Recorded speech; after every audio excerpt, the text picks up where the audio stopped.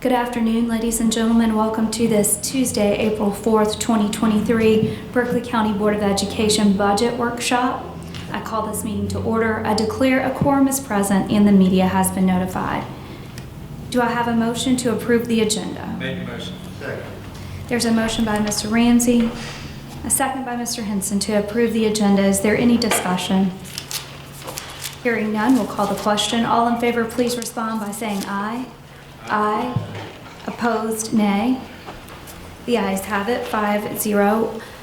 The next item on the agenda is the budget workshop. Ms. Abrahamson, welcome to the podium.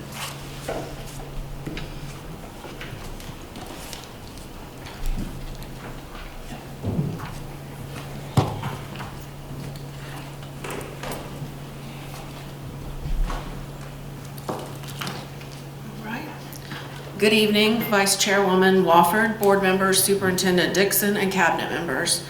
Tonight I want to provide a preliminary overview of the 23-24 budget to include revenue projections based on the budget approved by the House and initial projections from Berkeley County government, and some mandated changes that will impact next year's next year's expenditures.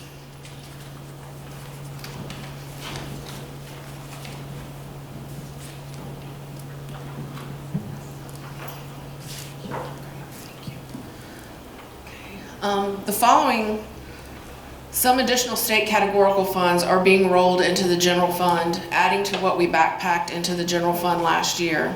The expenditures from these funds are primarily salaries. I've listed those funds here for you, and I just want to make an important note that the new funding formula doesn't necessarily equate to a dollar-for-dollar trade-off when these funds are backpacked into the general fund, because that new formula is a weighted average.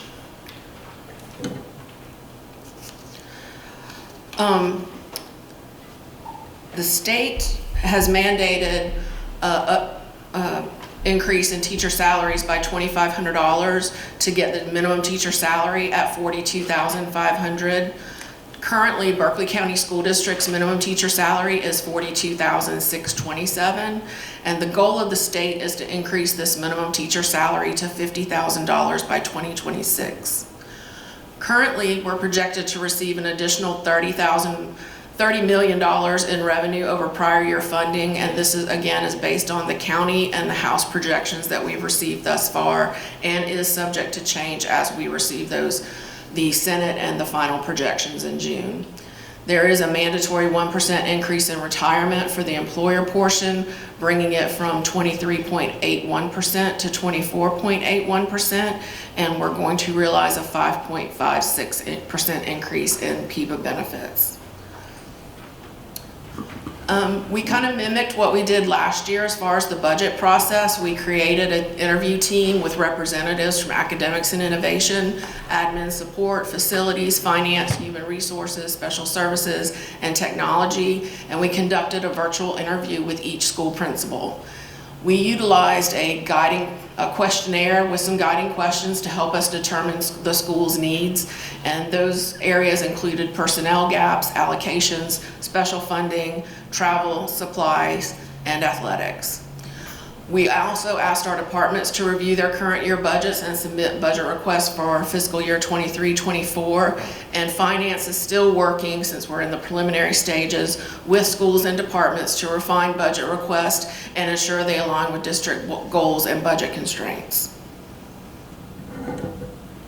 As reported by the principals from our questionnaire, these are some staffing gaps that were reported by the principals, and this is primarily vacancies. The green bars are what was reported by the elementary schools, and as you can see, their highest need is in special education for paraprofessionals and teachers, for interventionists, math and reading, and their custodians. We're all kind of equal. Our middle schools, you can clearly see their highest need is related arts, and then on our high schools, their highest need was custodians as far as gaps. Additional allocations, we asked our principals on their questionnaire if they could have one additional allocation for their school, what would that be used for? And again, your elementary school is the green bars, and they overwhelmingly wanted to add an interventionist. Our middle schools wanted to add either a student concern specialist or a related or fine arts teacher. And then high schools want a general teacher. Other considerations that we've discussed thus far with the budget process is the 50 additional positions that were approved by the board in March, and this is to meet the state's mandated ratio. We also have asked for some additional positions in various departments to help increase school support, and we have those listed for you here. We are also would like to consider an increase to salary scales for custodians, bus drivers, clerical staff, child nutrition, instructional assistants, and also some of our maintenance positions that are on the lower end of the salary scale. Just because not only are we competing with our neighboring districts, we're competing with Target and Chick-fil-A and all those folks who are starting their people at about $15 an hour. As you can see from this slide, we have a comparison of what was initially approved back in June of 22-23, and that was $369.5 million. Tonight on the board agenda, there is going to be a general fund budget amendment based on the new projections that we've gotten for this year, where we are going to be able to increase our general fund budget to $385.5 million. And I'll talk more about that when we discuss the amendment, but that gives us an additional $16 million. And our projected revenues for 23-24 are a total of $415.5 million. Overall, we're looking to increase revenue by 8%. So, just an overview of our assumptions, mandates, and considerations. Our overall revenue is projected to increase by 8%. There will be no increase to the current millage rate of 151.8. Those state categorical funds that are being backpacked into the general fund this year total to about $2.5 million. We have the mandated 1% increase in retirement, the PIBA increase of 5.5%, and then the increase, we will have a slight increase in our insurance premiums when they renew this year.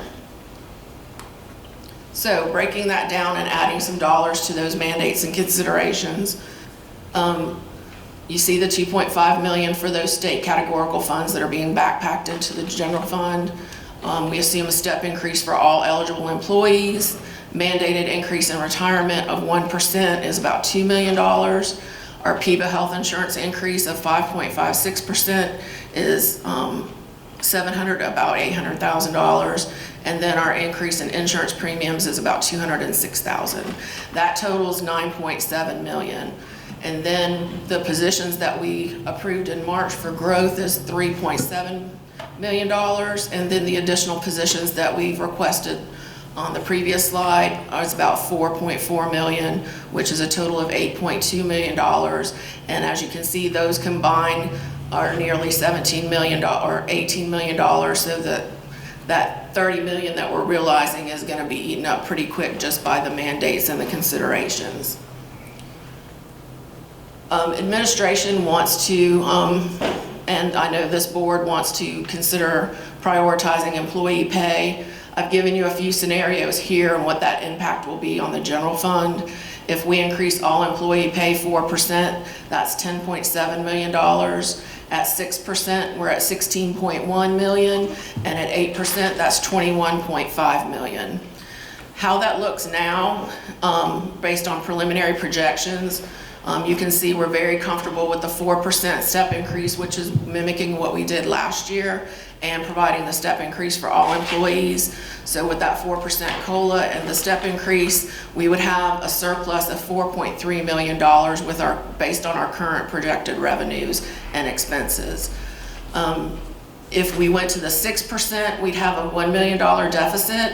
However, again, these are all very preliminary, and when we get the Senate and the final projections, historically, we've always increased. So I feel comfortable that we'll be able to make up that difference to that 6% without having to touch fund balance. And then if we wanted to go all the way up to 8%, that would be a $6 million deficit. But again, we can look at other percentages if you would like, and we can run those scenarios to prepare for the May workshop when we have the Senate projections, and we can look at that. So next steps in this process, and again, this is an aggressive schedule, and it is contingent upon receiving timely information from the state. But we hope to receive the Senate budget projections by the end of April, and then compile those to conduct a second budget workshop to bring together any information you want us to consider from our discussion tonight and those new projections. And then we anticipate getting final budget projections by the end of May. If we are successful, then we can have the final budget presentation on June 5th and then conduct the final hearing on June 19th. I tried to align all that with our new board schedule. Again, it's all contingent on when we get our information from the state, so I did add an alternate date for the public hearing of the 26th in case we have to move that final budget presentation to June 19th. But our final day to pass a budget will be June 30th. Any discussion? I've got a couple of questions. Yes, sir. The state last year, I believe, also raised the teacher salary up to $38,000, I think, something around there, and we were at that, so we didn't qualify for those funds. Same thing as a scenario this year, isn't it? Yes, sir. But as I recall, I think that the state did provide some monies as a result of us not qualifying. Is that correct? I'll have to go back and double check all of that information, but I know they increased the minimum teacher salary to $40,000. We didn't qualify because we already, we technically didn't receive any additional monies for the teacher salary because we were already at that threshold. However, with the weighted average and the new funding formula, we did end up with a little more additional revenue, but whether it was specifically for teacher salary supplement or not, I'll have to go back and look at those numbers. Do you have a fund balance amount that we have currently? We're at right at 124 million. Fund balance is like right at 124. Yeah, it's right about, it's over 120 million. So as I recall, every year since I've been on the board, we've increased the fund balance because of conservative projections, and the revenue and anticipated revenue has increased every year. Is that correct? That is correct. Then another question on the step increase. You said that the step increase would be for all eligible employees. Is that because there's a sunset amount on the, is that what year? Yes, is that? sir. After you've served 28 years, you no longer qualify for the step increase. You only get the COLA. And then also, if you're a first-year employee, you have to work so many work days to qualify for that increase for the next year. So what does it says a step increase for all employees. They already are getting it if they qualify. Are we giving it to all employees regardless of the number of years? All eligible employees would get the step increase if they're eligible. But they already do, up to year 28 years, right. So I don't understand. Well, if you have a first-year person, I'll use myself as an example. When I first started with the district, I was hired in February of '96, and that first year on July 1, I didn't qualify for the step increase because I hadn't satisfied enough work days to go to receive the step increase. It still doesn't make sense to me. It says we incorporated, what, a $2 million addition? Yes, sir, and that's for everyone that has. But that's not different than what it always has been. No, sir. So. We're still applying the rule the same way we always have. But it seems to me that including that indicated that it was something additional, which it is not. It's not additional, no, sir. It's an additional cost to us because we're increasing salaries based on the step increase. It just seems like it's a misnomer. I'm sure everybody is aware of what Charleston County has done. We're at 28 year on the step. Charleston County just increased their step to 40. 40. We're at 28. We're 12 years behind the step increases, and that's 2% per year. That's a lot of money, guys, so we've got to think seriously about competing in Charleston and in Dorchester too. Because when we're at 28, and that's maxing out, somebody at 29 years knows that they can continue to work for 12 more years and go to Charleston County for a 2% increase every year. That is more than significant. That is something that has to be addressed, and I think it needs to be addressed in a discussion this evening. I will say that administration and cabinet on Monday, we had those conversations, and we all agreed. Yeah, but they don't make the decisions, do they? No, sir, they don't, but we all and agree. I'd like to hear their concerns, because this is on paper, it's cut and dry, it's black and white. It's for us to determine I don't know what they're thinking. I'd like to hear from them. So we had a discussion, like Ms. Abrahamson said, in cabinet about this increase, and those same conversations were had that neighboring district has increased their step increase, which up to 40, which potential retirees or anyone after that 28 years. And so we wanted to, as cabinet, feel like it's also necessary, and we want to make sure it's the desire of the board to feel like, to see where and how far in terms of projections we can run those numbers to see where we can go into step increases. So we're at 28. We discussed 30 and 32, and if you want us to look further, we can add that into our work as well. I'd like to know what the cabinet thinks, what the administrators in the district think, what the superintendent is going to reasonably request this board, because these aren't really requests, they're just information as to what ifs.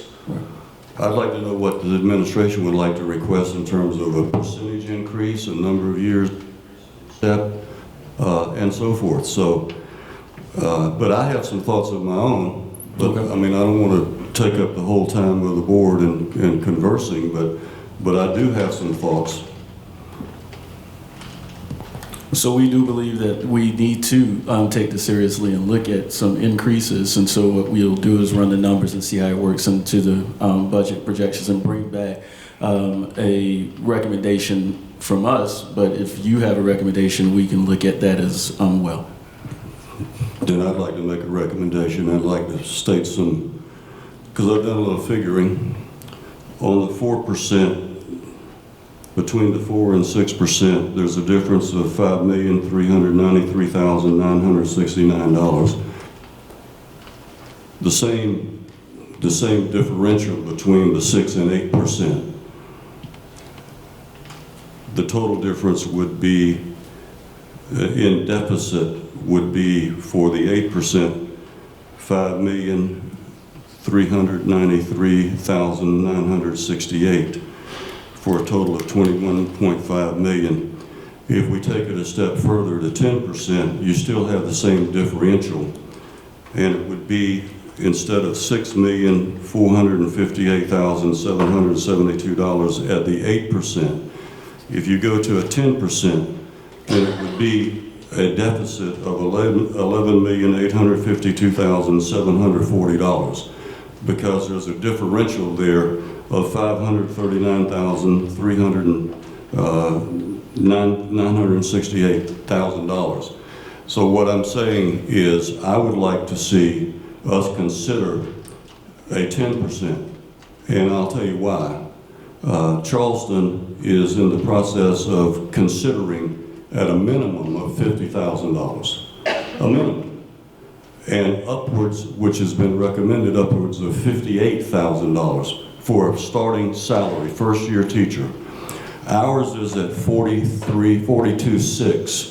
A 10%, which is, what would that be? $4,300. That would still be $47,000, which would be $3,000 or $4,000 less than what Charleston does at their minimum. Ladies and gentlemen, if we do a 4 or 6%, we're going to put ourselves even farther behind. The mass exodus is going to be like Moses leading the children of Israel out of Egypt. They're going to leave here in droves. They're already leaving. We're not talking about just teachers. We're talking about administrators and classified people. It's up to us to make the tough decision to spend some money. And I'll be honest with you, this has happened the last couple of years where the prior board has approved some raises at the consternation of some board members and saying, oh, we're not going to go into the fund balance. And guess what? We never have, because we've always made more because of the conservative estimate. And I don't know if we can make up $11.8 million, but I think we should give it a shot. Because if we don't go for at least a 10% raise, and I'll take it a step further. I've done the math. I know what it would cost for a 10%. I don't know what it would cost raising the number of years on the step from 28 to 35. I would like for finance superintendent to review that and come back at the next budget workshop for the amount of money that it would cost, because I already know the 10%. This is a deficit, $11,852,740. I don't know how much it would cost to go from 28 to 35, but I think we need to look at it, because people are leaving our district. We used to be a family-oriented district, and now we're not. It looks like we haven't done what's necessary to show our people that we care for them and we want to retain their services, as well as attracting new people into their profession. So that's what I would like to see. We will definitely make that note and bring that back to you. Any other comments, questions from board members? I do have another question. I do see that there is a decrease in regards to the school bus driver salary. I would like to know where that money is being allocated within the budget. A decrease It in looks the like a line dec- item on the budget. Mhm. Get back to that slide. This is the general fund budget amendment, because she's. Right, on the, oh, are you looking at the general fund amendment, or are you looking at Yeah, this it's slide? the School bus paper. driver salary, that's a reduction from the state. That's not our reduction, that's a reduction from the state. We originally projected 2.4 million. Okay. The state actually, we've acquired 2 million, so there is a deficit there, and so we dropped our projection for 23, 24, and that was money that comes from the state. That was not our, we didn't drop any bus driver salary or anything as a result of that. It's just, we don't get that additional supplement from the state to fund our bus driver salaries. So we have to absorb that in general fund. Is that the same reasoning where it says revenue impact aid / miscellaneous revenue? There's a decrease as well. Yes, ma'am. Okay. So in keeping with Charleston County, you're going to bring back some numbers with the step increase, so our teachers can see that we're at least looking at the step increase following Charleston, possibly Dorchester as well. Absolutely. So we can be more competitive with our salaries. Yes, ma'am. And we can, we'll do it, Mr. Barrow asked us to do it up to 35 years.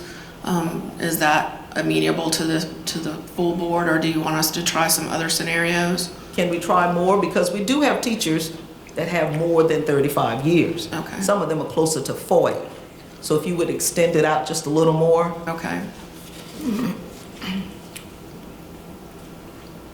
We'll be glad to do that.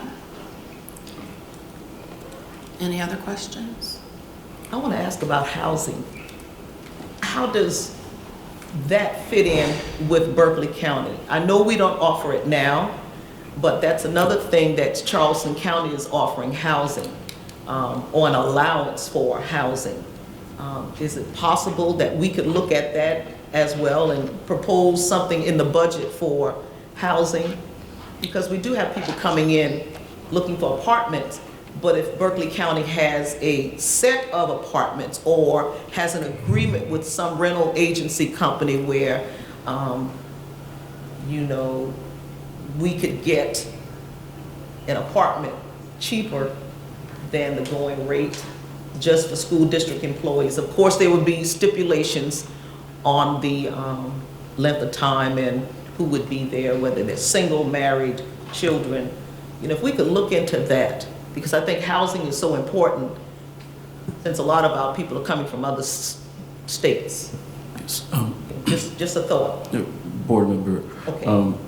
Bradley, we're trying to also, we know that salaries also are a huge component, but then we are also looking into other incentives, you know, that we could couple with that. You know, housing has been like, that's a lofty, it's been tossed around, but like looking at childcare or other options that we could think of, recruitment or retention type stipends also need to be, can be considered as well. So we will definitely keep that in consideration. Yes, ma'am. At least let's talk about it. If you talked about, if the cabinet and you talked about it, I need to hear that Sure. it's being discussed, so that when I get this email about the step increases like Charleston County, I'm happy that Mr. Barrows brought it up. Then I can send back an email to whoever asked me that question as to what Berkeley County is looking into. So if we're going to look at step increases up to at least 40, possibly 45, then I can give them some idea of, at least we're looking into it. I'd like to ask a question unrelated to the discussion here, but it's still about salaries. I had a conversation with some people today, and they were concerned, just school level employees. And I did not know that the district salary schedule has now separated the administrator's salary schedule from the teachers. I did not know that, was not made aware of that. And I'll give you an example of what one person who will be nameless told me. 27-year teacher with a master's plus 30. Salary per day is roughly $412. 27-year veteran that's an assistant principal with the same degree, master's plus 30, is $315 a day. That's $97 a day different between a teacher who's on the high end and an administrator who's on the low end. I'm not saying the teacher doesn't deserve that. I'm saying that they used to be commensurate. They used to be together with, and there was the teacher salary, there was an adjustment for the administrator's salary. Now I know that the teacher salary, day is what, 190, 195 contract, and the APs are 225. So yeah, the administrator makes more a year, but not per day. And the administrator works 225 days. The teacher works 190, 195, I can't remember. But the teacher's making $97 a day more than the administrator. That's listed as I understand it. I haven't looked at it, but I was told on page 31 and 32 of the salary schedule book. I did not know that we separated those. There used to be an adjustment. The administrator would look at the teacher's salary, and then it'd be an index times a certain amount for an index. I don't know why there was a separation, but it doesn't. I was not made aware of it, and of course I'm sure I approved the salary booklet, but to my detriment, I didn't read it all. And the people that were affected by it just found out about it. So I think this board needs to look into it, because I can't see an administrator making less a day than a teacher. Not that a teacher's worth every penny, but the administrator's not worth $97 less a day. They work just as hard. So I'd like for the board to consider revisiting that and perhaps putting these salary schedules back together with the adjustment. I know we're running to the end of time. I just wanted to say I would like to see money this year for what we have available and next year for retention bonuses and also hiring bonuses. Those are one-time expenditures. That's completely logical things to spend out of the fund balance, and I think we should set aside a significant amount of money to retain the people who are working for us and to also pay sign-on bonuses. I've talked to the superintendent about it. I know he had taken it up, but I wanted to say that's along with base salary, that's one of my main focuses for this budget is retention and also recruiting. I think an entire package is good, but when you're thinking about moving somewhere and you're going to get an immediate shot in the arm to be able to move, to be able to reestablish yourself, or if you're a 15-year employee and you're thinking about doing something else and there's a significant investment made in your retention, I think it says a lot to the employees. So that's my personal budget priority collectively for the school district, is to push the salaries up, but also put a very concerted effort into retention and sign-on bonuses. Yes, ma'am.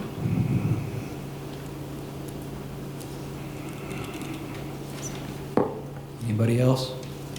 This time I'll entertain a motion to adjourn. Made the motion. Second. We have a motion and a second to adjourn so that we can start the regular meeting. All in favor, please respond by saying aye. Aye. Any opposed? We are now adjourned.